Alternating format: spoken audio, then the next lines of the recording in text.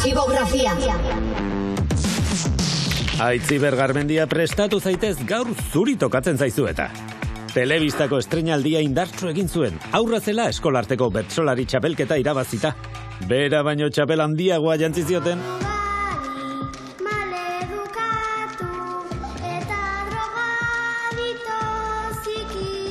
Hala ere, bertsoak egitea baino errazagoa izango zela gidoiak ikastea eta aktore lanetan hasi zen. Bere lehenengo telesaila Martin. Eta fikziozko bere lehen musua gorkatxoarekin eman zuela. Roberto! Segituan arrakastaren aparretara igo zen, baina ez zuen itxutu famak. Patitas de poni, baina oinak beti lurrean. Adibidez, karrera bat ikasten nahi naiz. Zuzenbide, ezin dut fiatu antzerkitik edo mundu honetatik zerbait seguru dengo danik. Aitziberrek dituen karisma eta hanka luzeekin zalantzarik ezkenuen urrutira helduko zela. Zenbat pertsonaia egin ote ditu, Adelaida, Zurine, Virginia, Goran, Xavier, zurin zemat urtekin atera zitzaizun hilea potrota.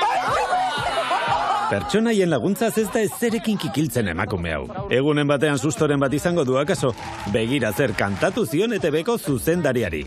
Eduardo, me quiero gobernar, y yo le sigo la corriente. Aitziber Garmendia eta bere pertsonaiak. Barre ederrak botako ditugu zurekin ez da posible. Guk irudiak erakusten segituko dugu. Edo ez? ¡Manipulante naizean denik!